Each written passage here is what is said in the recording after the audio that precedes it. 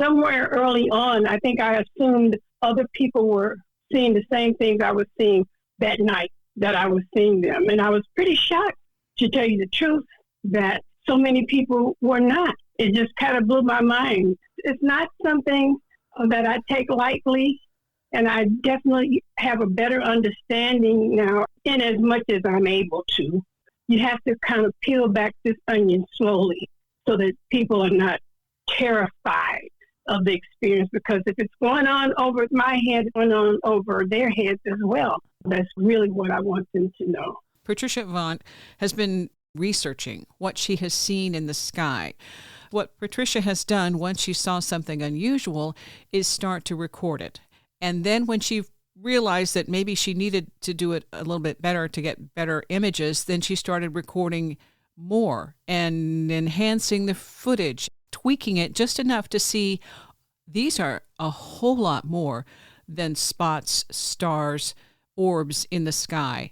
Patricia, I really enjoy the way that you have expanded upon your first images and your initial response, and then putting it into a course where people can actually go on and take this. It's called Reverse Engineering the UFO Mindset, to take it beyond a craft in the sky or an orb. What you have captured is absolutely extraordinary. So refresh here on what you've put together, because I think when people get an idea that this is as complicated as it is, and you can actually see the movement, they might be a little bit more curious about what else is there that we haven't seen yet. So thank you, Patricia. Thank you for what you're doing. And let's hear how you've expanded upon this from the initial experience in 2016.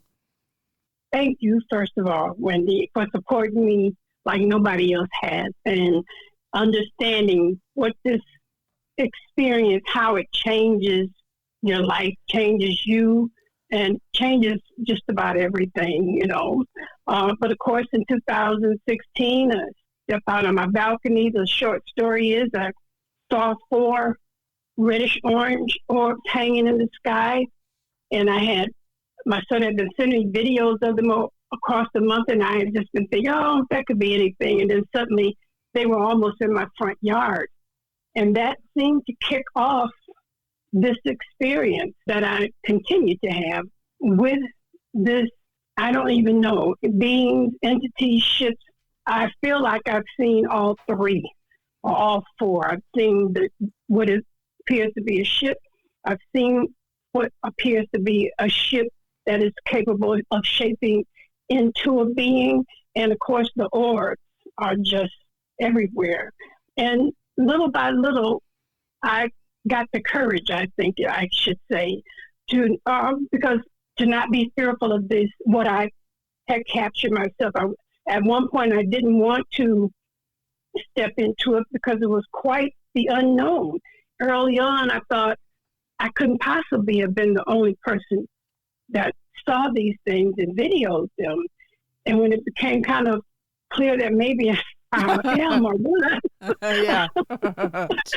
where, I didn't know what to do with it, and so I did put them into the documentary, and people that are involved in the UFO community, most of them took it and embraced it. I can say to this day, I've not had anybody approach me and say, oh, that's CGI, or that's say that it isn't a UFO or a UAP, because I guess the videos speak for themselves. But the more I looked at them over and over again, the more I began to realize that I had more than one of these entities that had visited not just once, but came back. And that what I had captured in some cases was several different stages of a shapeshift or a change. And eventually, just before I started working on the class, what I began to notice that was common across all of the videos I had was what I kind of call a camouflage, an attempt to, for some of the entities to not let you capture or let me capture there, even though I wasn't even intending to capture anything. But they would spread out into this kind of a flat ball. But eventually I hung in there because I just couldn't understand why is this the camera? What's doing this? And eventually I hung in there long enough, maybe 15 or 20 minutes with one particular entity, and it just like popped into shape. And somebody has suggested to me that they may not be able to hold the camouflage for a long length of time. It might have to pop in and out of whatever its original or formal shape might be. But so I just started to think after the documentary and after several people that have never had this experience and sharing the documentary with various kinds of different people, and the feedback being it was too long and that was so scary and I just didn't understand. And I wanted to find a way to share it and make it not as frightening, and also to try to bring with it what I think is happening, and just try to break it down in a way that everybody could look at this. And my hope was also that it's 5 categories, but you don't have to start at any order. Any category you pop into, my hope was that I set it up in a way that they could find something in that or understand something in that, whichever category they started with. And I just wanted to make it more accessible and clearer. And I want people to understand that this is real.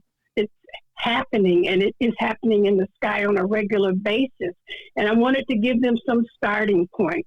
The whole idea of reverse engineering the UFO mindset is that, I still speak to people that think of this entire thing as a movie setting of the spaceships as we saw them in the Jetsons, or even the idea of a star, what we think a star is. I mean, I'm really of the mindset now that I don't even think stars, quote unquote, exist. I think all of them are some type of entity, and that's just the shape they take. Either that or these entities are very good at mimicking what we call stars.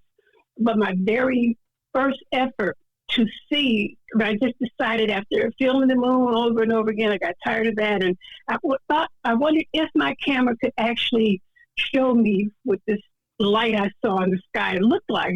And then I just thought about it the other day, how I think I was actually somewhere in my head expecting it to show up with 5 points, like the star they stick on your head in kindergarten, because that's really the only image, the real image that we all have of it when you think of Twinkle, Twinkle, Little Star and all of that. And when I zoomed in on that for the very first time, it was just this fuzzy brown thing. And I thought, that doesn't look like even the kind of stars that the scientists show us. It doesn't look like that. And then you learn that so much of the stuff that they have been showing us is the idea of what they think, it might look like. So a lot of the stuff you see with NASA is an artist rendition. And a lot of people live in that. They think that that's all there is, that that's what it looks like. And from my experience, it's nothing like that. So I wanted people to have a starting point, at the very least, to get a glimpse of what to even look for if you're interested in trying to see this for real. You need to know what it starts out as, how it transforms, or the different ways that things are transformed. And because I'm not a scientist, I can only show that via the stages of using the videos that I had. And I can only hope that comes across and people can get an idea of even what to look for to begin to see this. Well, I like the fact that you give instructions in the course. There's one part where you say, if you have a totally black, dark sky, go ahead and video, because when we're looking at your videos and what shows up in the complete blank space, and then when you enhance it to see, oh my gosh, the movement of the UFO, UAP that's there, it's outstanding. And it just says, we aren't able to see all the things that are happening with the naked eye. You have 10,000 hours. So to give anybody an idea of what this might entail, you didn't just go out one night and say, oh, I got a few pictures and then work with that. 10,000 hours is a lot of footage. Yes, it's a lot of footage. And like I said, nobody could have told me before 2016 that this was going to become my life. That my life was going to change in this way. This discovery of these entities discovering me, or me discovering them. And one of the things that happened is I had filmed, and this is daytime and nighttime, to be honest. I had filmed this kind of triangle-looking, cheesy, bumpy-looking UFO. And whatever was happening was shifting out, or whatever I wanted to do, what I couldn't see it. And so I decided to brighten it up. And this is a daytime UFO experience. And to my surprise, right around it were 3 orbs, a white one and 2 red ones. I just was shocked that, because I had seen so many of these red and white orbs that I was shocked that I didn't see this one. And so that is what led me to, after that, lightning or brightening almost anything I put in. But then the real shocker came. And again, all of these things are something that happened on their own, or that I kind of stumble into. I wasn't planning to film the dark, but I filmed something, or I left my camera in the chair and went back into the house or something, and came back and later on that night, for whatever reason, I decided to brighten it up. And I was shocked to see something in the sky that was really big and really huge, but absolutely no sign of it, just in the video itself, And so eventually what also happened is, a lot of times I would think something had disappeared. And eventually I lightened up the film, and it had not disappeared. It had just gone out of my view, which is, again, one of those,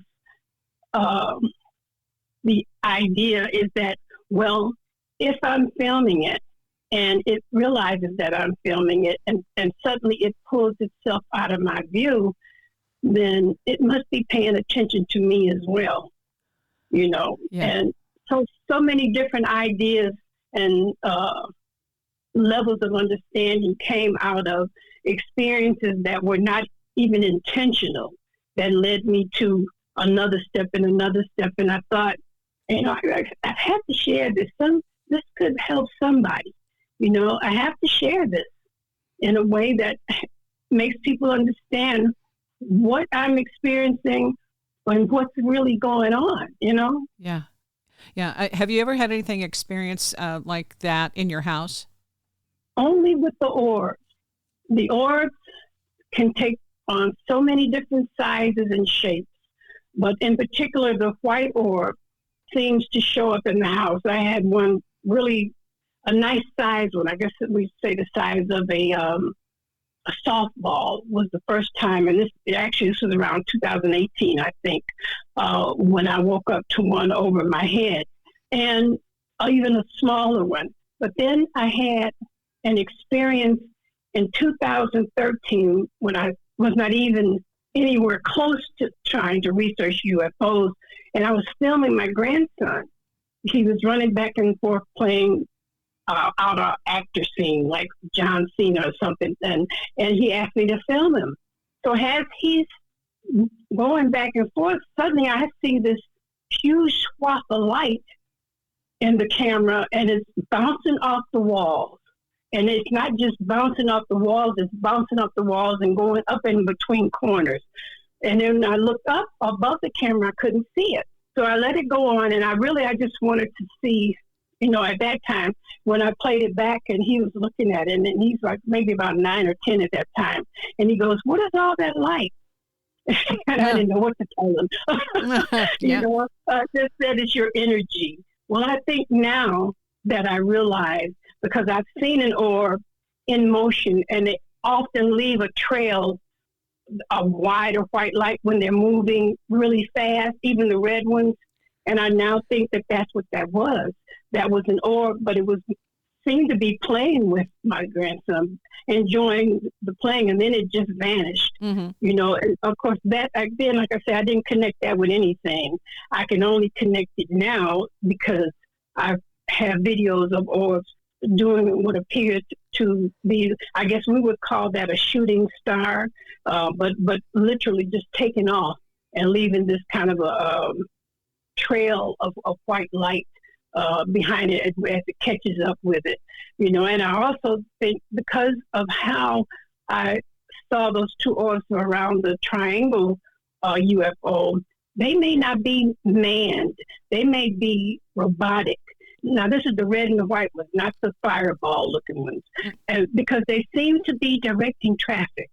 They seem to be going off on, they'll just be sitting in the sky, and then if you're filming them long enough, maybe the two of them will line up, and then they'll start blinking like a light, like a train light or something. Blink, the red one, then the white one, the red one, then the white one. And then what I have found is at that point, if I hung with it long enough, something really huge and different would go by. And in all of those cases where that happened, I didn't see the thing that flew by until I slowed the film down.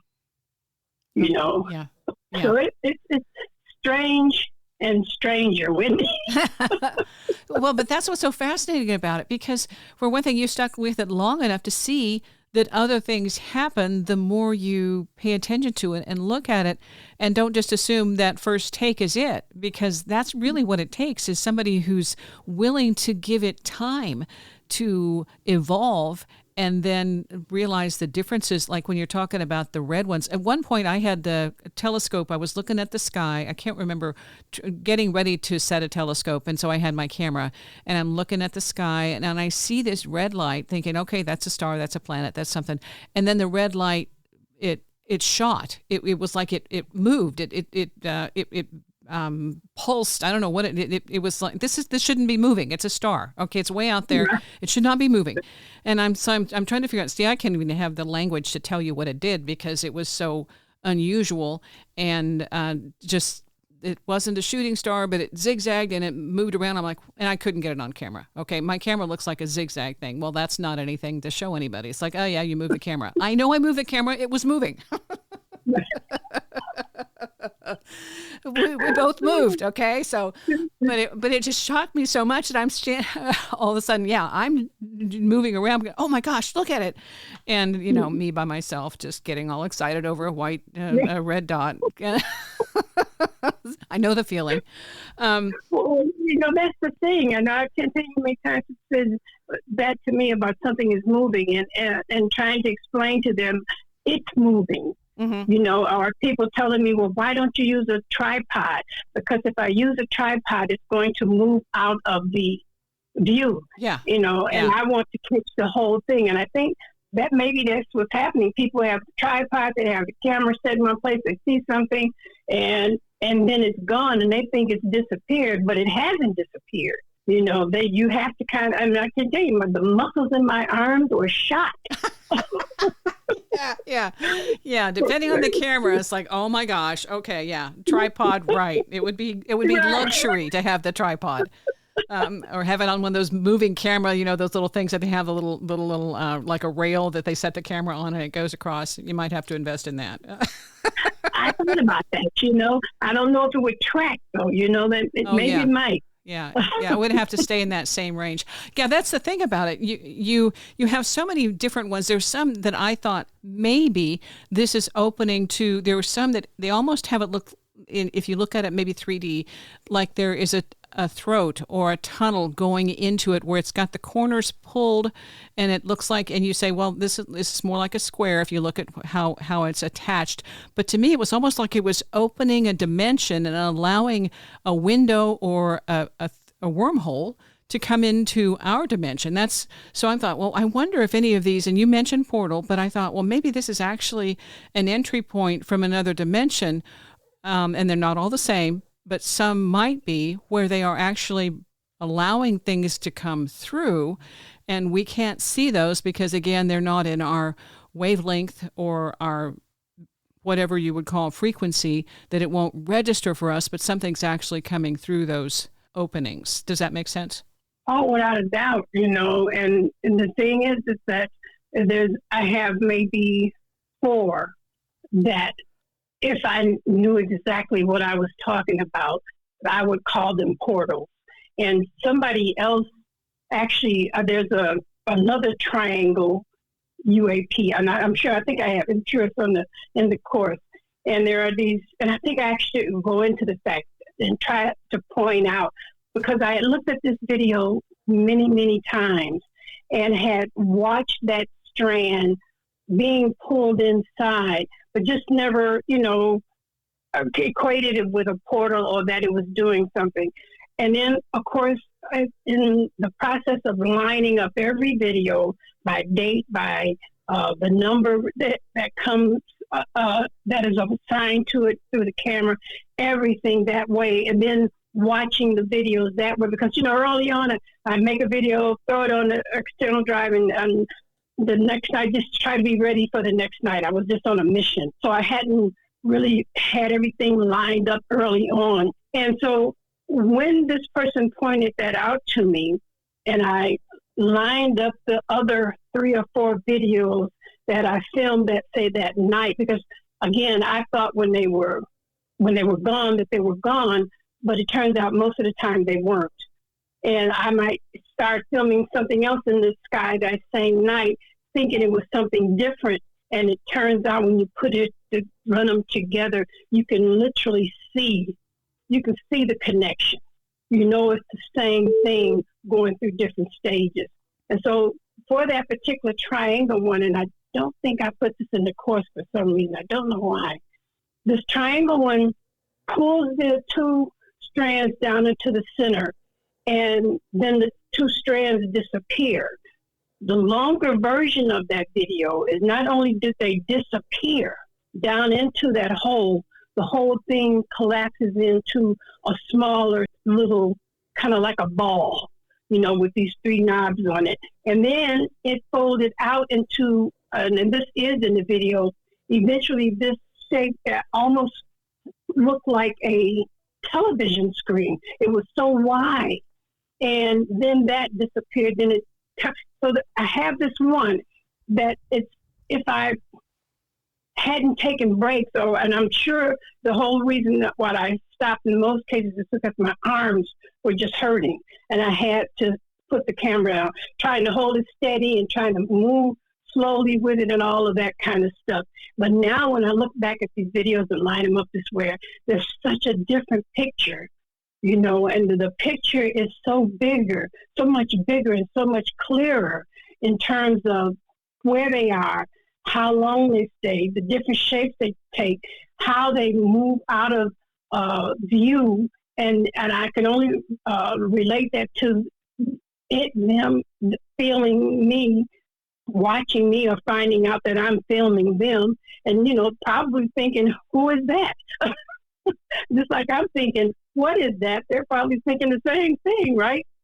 And so the picture just kept getting clearer in as much as I could understand it. And, again, I don't want anybody to think that I'm some kind of expert or brain, but in as much as I can understand with my brain with regards to what I filmed, the picture just kept getting clearer. And I was hoping, that's what I am sharing, if they can see this clear picture and not be afraid of it, because they're there. It's one thing to say I saw something and try to explain it. It's quite a different thing to have all this stuff on film and just need somebody else to to look at it and see it the same way. Right? I used to pull my son in when I see something, and I want to know, when I play this film back, did he see exactly what I was seeing, or did he just see some kind of ball of light or something? Did he see the shapes? And most of the time he did. some of the times he didn't until I maybe took my finger or something and traced around it. And I had another friend, John, he says, oh God, now I can't unsee it.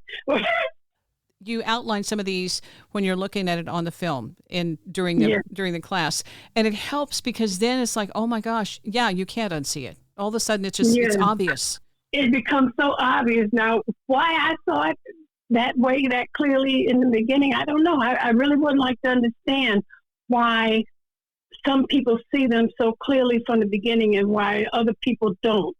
I wonder why that is, But I knew once I understood that was just the case, the whole idea was then to, like you say, just to try to show them. And I think once they see, I think some people start to look up in the sky, and when they see a strand that looks like they don't know what, and realize that strand shouldn't be there, that they'll take the time to zoom in on that. And because as a rule, from my experience, there's something really big behind that strand. In terms of who can see and who can't. I was out with my husband and we were with, there were Comet, I can't remember which one, but we were out at the park. It's all nice and dark and somebody comes up beside us who's got this super duper camera and he's a professional photographer and he had the actual timing for the camera. He had an app on his phone that the timing for the Comet. He had the timing of when it should be visible and the whole 9 yards. He looked up in the sky. He could not see it. My husband looked up in the sky and said, it's right there.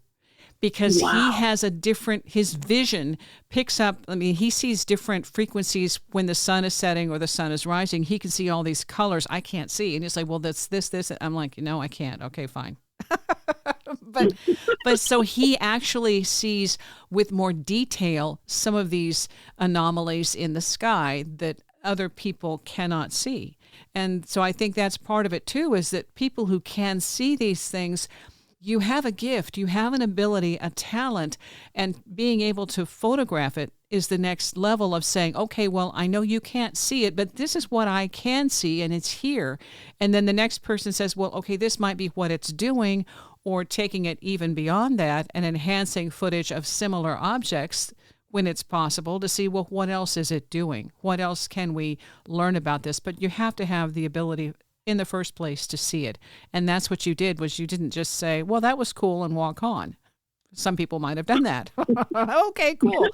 You said, well, okay, what's this? And what else is it doing? And I mean, that's what you said, your life changed. It was like, wow, this is really neat. And I think I understand that. It's when we find something we can't explain that is so outside our normal that it says, well, what else is here? Or at least that's what I say. What else is here? Why is it doing this? And why is it talking to me? Why am I the only one here that seems to be able to connect with it? And I think it's because it finds us curious. And I think it wants to connect with us because we see it. And some people think, well, it's trying to hide or it's trying to be elusive. Maybe, but I think that's also just our understanding in our way of, well, I might be hiding if I thought somebody was looking at me. Of course, I mean, if somebody's outside of my window with a big camera, I would certainly feel in privacy invaded, right? Yeah. I think it picks up on our attention. And so it's a consciousness thing where there's a direct line where if you engage, it engages back with you. And that's what I think frightens people, is the potential of being captured or caught. And I've read where some people, it's like, well, I pointed out that something was here that other people didn't see and it got mad at me. I'm thinking, well, there might be more to that than it just getting mad at you. There might be something else that you are doing or have done that brought that kind of response or reaction. When people are out and they have, in my way of putting it, a good heart, they're not trying to monetize, they're not trying to take advantage, they're not trying to infringe, then they're just curious and wanting to know, what are you doing here? And why are you here? And what are you about? And that gets a different response than, oh, okay, I can make money off this. I'm going to take 70,000 pictures and show everybody and charge, $500 a pop. Like, okay, they might be savvy about that kind of thing. You mentioned that, they're curious about us. And I think about the very first time I felt something looking back at me. Originally, I'm filming, and it's me. filming, and I'm in control of this.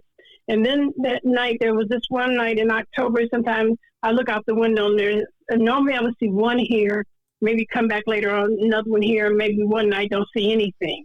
And this particular night, it must have been 10 or 11 of them on the side of my house. And I'm telling you, I was like a kid in a candy store. I didn't know what to film first because I didn't want anything to disappear.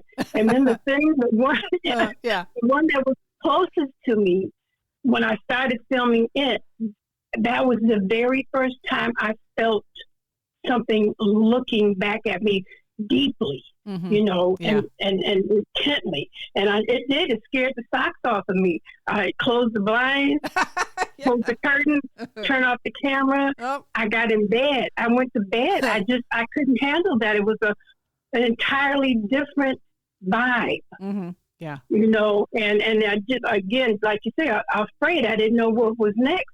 I don't know if I want these huge ones in my house. Yeah. There's no room for you, buddy. Okay, move on. Yeah. It's okay. An orb comes in, you swat it, it disappears. Yeah. But this a triangle, I don't know, with a ball rolling around in it, somehow managed to get in your house and change into something else. Yeah. I'm not quite ready for that. Yeah. Well, and that's the thing. There's that sense of being seen. It's very real. It's very real. Yes. And so it's that thing of, well, there's the connection, and am I ready for the next step? And it doesn't mean there is a next step. It just means that you've been acknowledged. And I don't know, you could have also, since there were so many of them, thought, well, maybe it brought friends that already knew about you, and it was just saying, hi, yeah, these are my buddies. What do you think?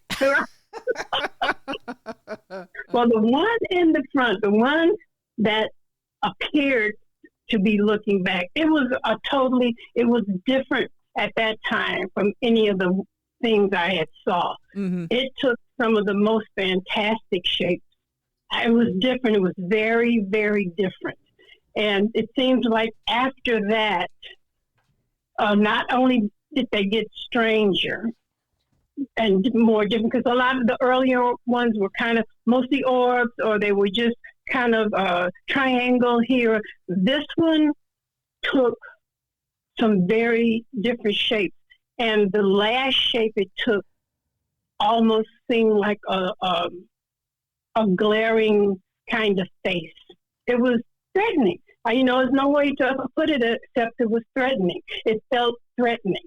And so I didn't understand that, because prior to that, everything just, and that's because, nothing was vibing back with me. Right. It's just me, like me filming a tree or something. And I guess I might add actually being a little bit disrespectful, because, you're thinking of this thing, it's up there and it's small, and I'm down here in what appears to be this great big world on our planet. And I felt some kind of control over that. But the ones after that were totally different and bigger, and what's the word I'm looking for? Their shapes, their final forms were more intimidating. But that was the only one that seemed to be sending some kind of message. Like an aggressive vibe. Yes, that was the only one that I had an aggressive vibe with. And then I had a couple more after that were just so strange. They just seemed maybe not so much aggressive, but just so completely different. And the shapes, the final shapes, just so completely different that even as I'm filming them and looking at them, I'm wondering even to myself, is this real?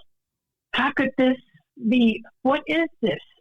Really, you stop and you want to go, really, God, what is this? Yeah. Okay, it's okay now. You can tell me, what is this? Because I'm really seeing this and I'm filming it, and for that reason, I have to go back and keep looking at it,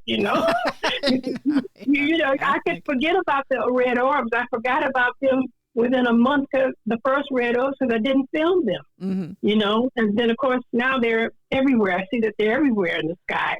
And I'm filming it, so it's a totally different thing when you have these entities moving through the sky like this. And the other interesting thing is that through the camera, you watch them, you see them moving, they're taking shapes. And if I take my head off, leave the camera where it's sitting, but just lift my eyes up above it, they're not moving. They're dead still. And the one reason I absolutely knew, of course, is because I had this particular one that loved to come behind the oak tree, and it would start out at the very end of it. This was a white orb or something, but it was bigger than most of the orbs that I had seen, and it was so close and pretty down low. But I would watch it through the camera. I could see it moving and actually get to the top of the tree, tallest little branch with a little bud on it. And if I had not been watching through the camera, you won't see that. It is moving, but you won't see it. And it's the same with the ones that, although lately the rainbow ones have been showing up and really working out. Uh-huh. But they have been flickering in a way that they had not, didn't used to do. In other words, it shows up, I may look out the window, now this is current, and may not see anything, and then suddenly I will see this light. And normally, when I was first filming, the light would just stay that way. But now it almost seems to be blinking once I get in the window. And I told somebody recently, I'd go and sit in the window, and I just didn't feel like dealing with it, and I would not film because I just didn't feel like dealing with the mystery of it. Yeah, day off. Overwhelmed with it, and you're big and you're bad. I'm tired of filming you if you're not going to come down here and say something. But of course, that's not what I really want. Okay, yes, check that. That was just a wild thought. It just came. yeah. I changed my mind. That's so true. But you can actually say I didn't mean that. Well, when they're connected to you consciously, that sense of being seen or seeing them, and that draws that line from you to them because it resonates. It's a bond. And we don't really understand just how powerful our thoughts can be. Well, some do, but that's the whole thing about it. When you start doing something intentionally and very strongly focused, you will see results. So just filming it's like, okay, no biggie, I'm looking. But then when you're filming it, when I tried, I had a UFO in the bedroom, and the dog growled. I thought it was at the cat, and I realized when I just opened my eyes, not wide of me, I was going to try and spy on the dog and the cat, and then I saw a UFO.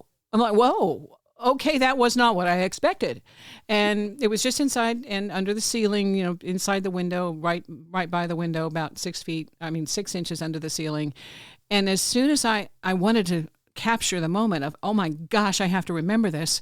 And so I'm trying to focus on it to count how many lights I'm seeing on this orb. And it's like a Christmas tree. They're green and red lights. And I'm, okay, so they look like bulbs that would be on a regular clear bulbs. And I'm trying to think all of this stuff. I cannot think fast enough to be able to imprint it. I don't have a photographic memory. I'm so hosed not being able to do this because I know it won't let me take a picture. And sure enough, within a second or two after I tried to focus hard on trying to imprint this thing, it was through the window, and I could see the lights through the mini blind, so I knew it was right out there. But since it didn't want me to see it or focus on it too hard, I thought, okay, fine, and went back to sleep. Okay? It's like, fine, you're no fun, see you, bye. I'll write it down in the morning if I remember it. Well, I did, I couldn't forget it. But that was the thing of, it's like, well, that's not fair. All I wanted to do was stare at it a little longer to maybe get the right dimensions. Now I've just got a basic, about this 13 inches maybe or so, dinner plate size. Let's do that. With about 17 lights that are maybe 2 inches or 3 right in there. And Christmas tree, green. So that's the basic general description of this thing that was in the bedroom that did not want to be seen. Too late. Yeah, a Christmas tree orb with red light. Yeah. They try explaining that, right? Yeah. Okay. Yeah. Then nobody believes it. Okay. So just done there. I don't care. It happened. I know it happened. They're watching me for whatever reason. I don't know. I'm very boring. Okay. I thought that too. I told somebody on Twitter the other day, I said, it occurred to me, that the reason they keep showing up these now is that they may have videos of me that they're sharing on their social media. Yeah. Oh, we got one. Yeah, she sits there and she doesn't do anything. She gets us this big, looks like some kind of mechanical thing. We don't know yet. It's something that she seems to be attached to it. It's always with her. Sticking out of her nose there. What is that? Yeah. I'm sure they find us. They have to find us amusing in some way because they keep coming back, or interesting. They keep coming back. Mm-hmm. Something, right?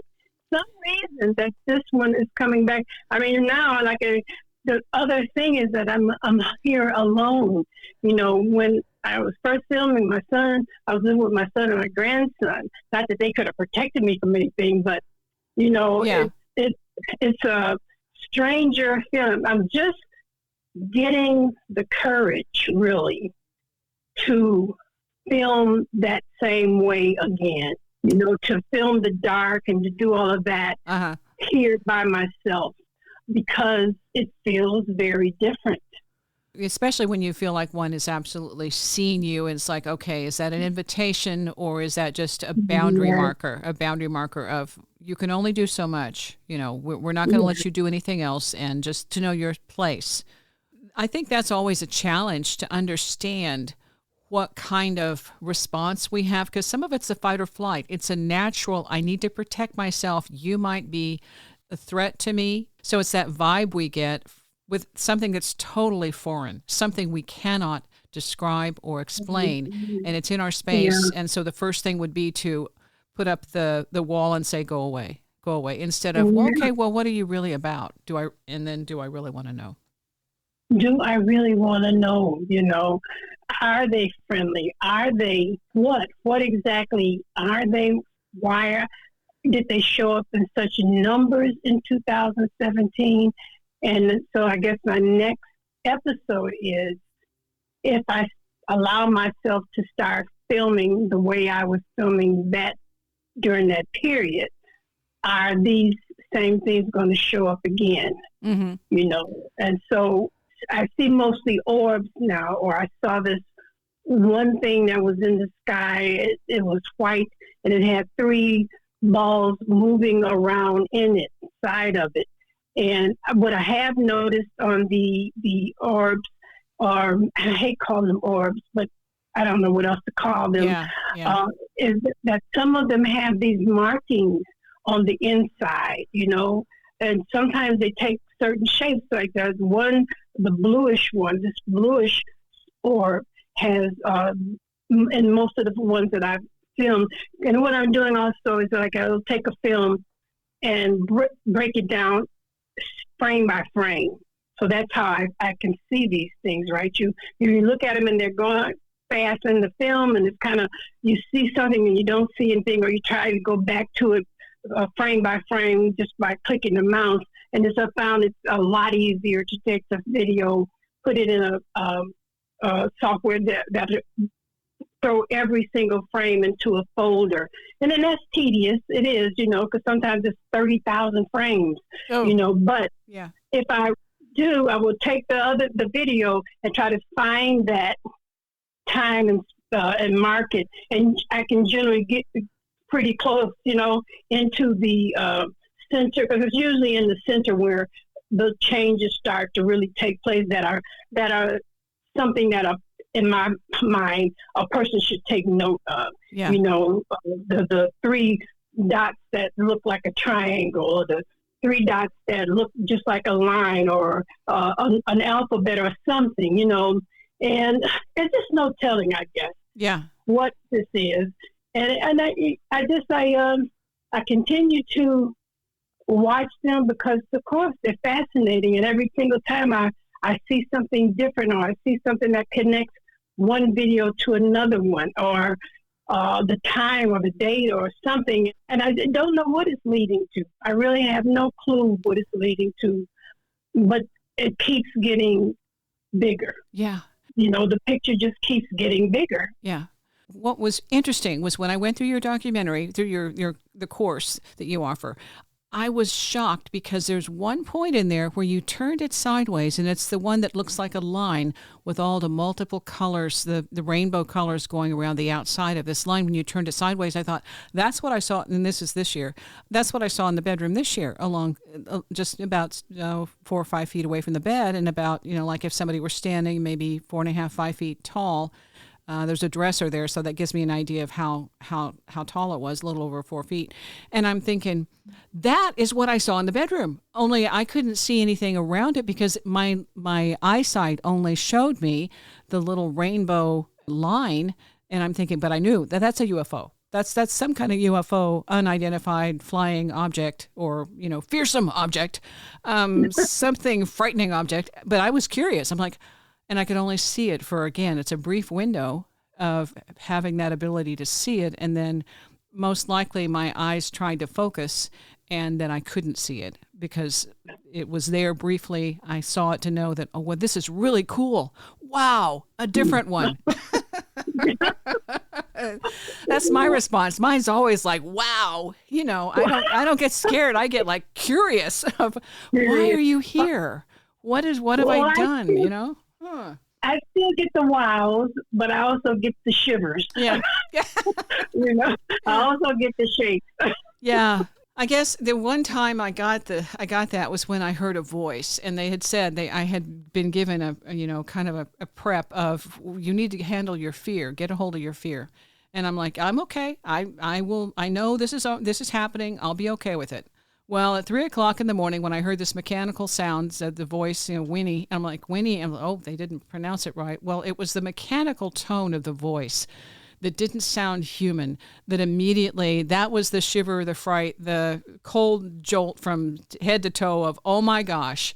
And I knew I couldn't stop it. I couldn't stop that fear because it was automatic, autopilot, danger, Will Robinson. And I thought, okay, well, I guess the fear thing is kind of there, isn't it? But it gave me, again, but that was a telepathic. I had a prompt, I had a preparation saying you need to do this, and then lesson on the way. And at 3 a.m. when something happens like that in your bedroom and you think you're safe, then it just rocks your world and makes you reconsider what safety means. Without a doubt, and when they start taking, I don't know, liberties with your space, because you don't know how to take that. No. Exactly. Because then of course you go to sleep, and when I first moved here and I looked out and I saw a couple, and that's when it hit me. This maybe the first week after I moved in this place in August, and I looked out and I saw something. That was a lady. Oh my God, it's right, it's close, and I film. And then when I went to go to bed, okay, wait a minute. Wait a minute. Even when somebody else, because with Andy, they'll put him to sleep. It doesn't make any difference that he's here. It's like he's down for the count. He can see all sorts of wonderful stuff, except when that happens, he sees nothing because he's frozen, gone out to lunch. Okay, so even if your son and your grandson were there, they would probably be put in that ozone area of, you are not here. Wow. And that's what I've learned, that, okay, I just have to trust that this is in my best interest to learn and to understand and to give people an idea we are not alone. And other things happen, and you can either decide to find out more about it or shut the door. One thing I do know, you shut the door, it still happens. Okay? So, I think we're programmed to basically try and protect ourselves to the best of our ability. But if there's something else here that says we need to evolve to understand, there's other stuff in our atmosphere, in our environment, and we also have to acknowledge that, then we're going to get the lesson one way or the other. I believe that to be true. The last 2 or 3 nights, this particular entity has been pretty persistent. I cannot deny that when I get in the window and if I see it, it's a solid white, and then suddenly it starts flickering or flashing. Mm-hmm. And if I don't get the camera, if I go back, it'll be gone. But if I go and get the camera and engage with it, it has, even the early on orbs, and again, that's the only thing I can call them. this is definitely not an orb.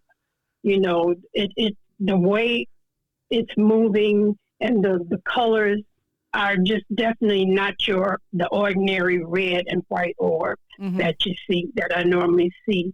And it is much bigger once I zoom in on it. And I want to be in denial about this connection or this response. I know that I would love to be in denial about it, but more and more I'm realizing that you can't do that. You just, whatever the case is, it's like erasing myself. Yeah. Yes. By not allowing the experience. But again, it's like you say, I've got to find a way to set the fear behind me, because it's it's like being on a dance floor and you're dancing and you're doing really great, and suddenly you miss a step, and everything goes to heck. And it's that fear is kind of like that. I'm filming. This is unbelievable. And the moment now I feel some kind of connection, I just shrink back. Mm-hmm. And I'm trying to get over that, but I haven't so far, not doing very well with it. But yeah, well, okay. The information I got, again, this is the telepathic, the connection, and it said that you need to get over your fear. And so when that happened, there was this kind of little chuckle, this lighthearted thing of, yeah, we told you so. Ha ha ha ha. Yeah, that's on you. Mm-hmm. And so, but the thing is, I said, well, can I see you? And they said, we don't want to frighten you. Okay, so there was that whole thing, that whole dialogue that had to do with us being so fearful. And in the meantime, that also makes us very, in some ways, unpredictable. Because if you have a fight or flight response and your autopilot reaction is to strike out or to, in some way, be aggressive, that makes us to other beings hazard. And, so then we are also a threat to them just because of who we are and because of our nature. And that makes us unpredictable. So I think in some ways they approach us to see what kind of character, what kind of entity we are before they expose themselves or become engaged. Now, I can't see this all across the board because there are people having all sorts of different experiences, but I'm just saying and I'll have to go, in my experience, it was basically laying the groundwork for, okay, how are we going to connect and what can you accept? And obviously you will be frightened if you see something that is so far outside of your belief system that it will immediately, it'll just chill you to the core. And that's what was established, was that, yes, you're not ready. Okay, fine, I'm good with that. I'd rather see a tumbleweed, I'm good. Okay, just be a tumbleweed, we're good. So then we see what we can accept. And so I have night lights. I have things like that. I have little fairies. I have things I can accept. Even Sasquatch, I haven't seen, I've connected. So there's differences. They understand in some way that we can connect on a level that obviously you have developed a relationship, a pattern, and it's repeatable. And so where you go with that is that you determine what you will accept and put the boundary of, I can accept this, and go from there. I'm curious. I want to know more. I want to learn more if it's in my best interest. And if I can be helpful and I can share that other people will value and benefit from what I am learning. Does that make sense? Yes, it does. I know that you have to get to a place where you accept that. Yeah. I have to accept that this experience is happening to me and it is happening for a reason. And I have to find that space, because it's like they said, okay, we've shown you what we look like on several different levels and stages. Mm-hmm. And so it's almost like, so what are you saying? We're ugly? Yeah. What are you saying? Yeah. And I guess in some ways, that may be exactly what is happening. The appearance is overshadowing whatever other thing that could occur, because the appearances of some of them are pretty frightening. Mm-hmm. It's not every day you look up and somebody walks to your door and they start changing shapes. No. Right? No, not in reality without drugs. No. Yeah. And so my hope is that, and they must be true. They must understand that my intentions are good and where my fears lie.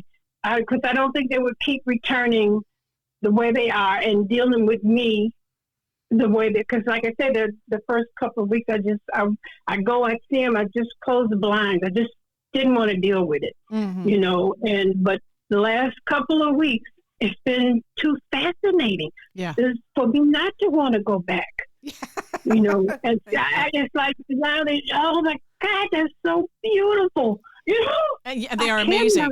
They are amazing. Yeah. You've done so much work.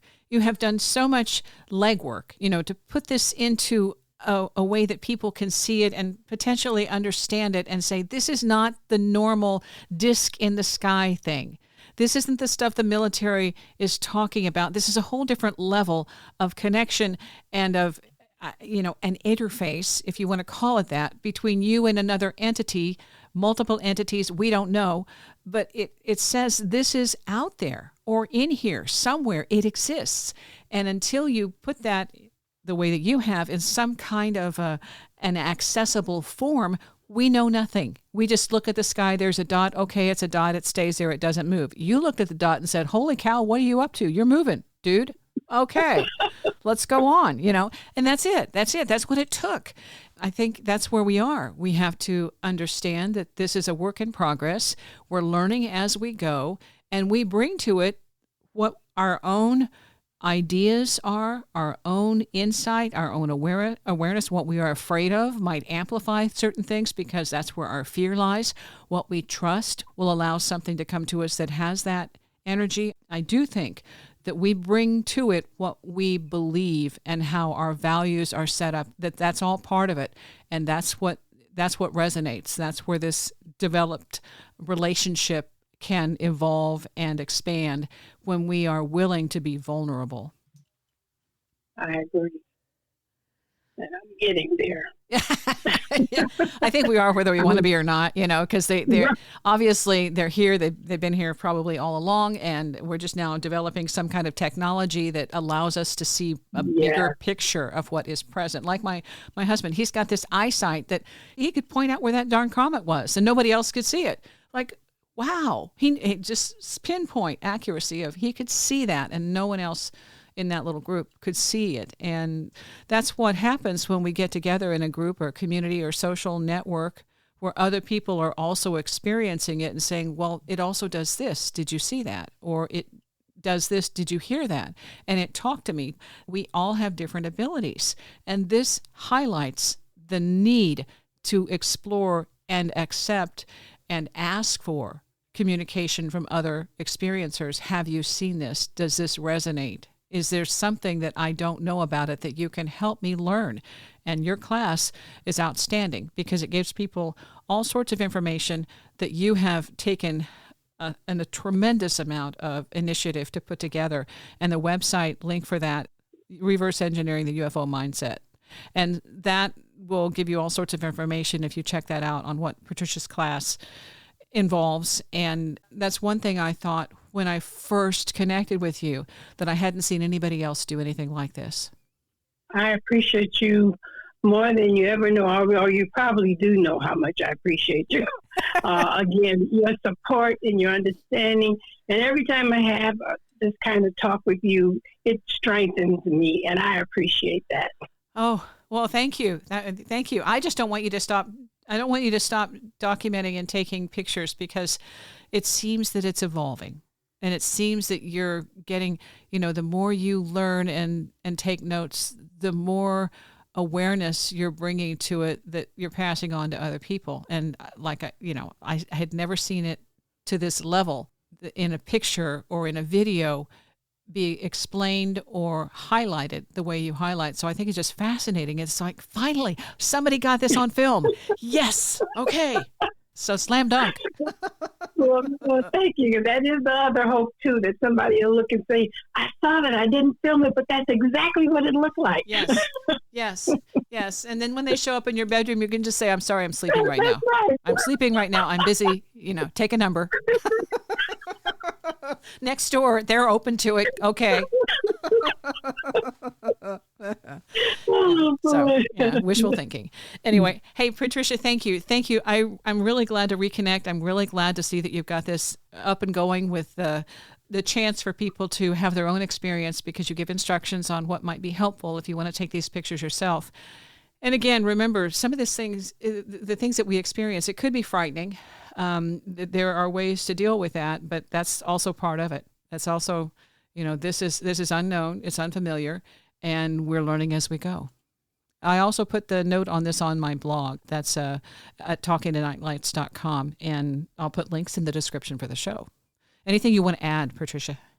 No, again, I appreciate you so much, and thank you for taking the time to even watch it or go through the course, and keep encouraging people the way you do, because you're doing a great job and a great thing as well. Oh, thank you. All I can say is it doesn't matter what time of day, daytime, nighttime, look up and take notes if you see something really cool.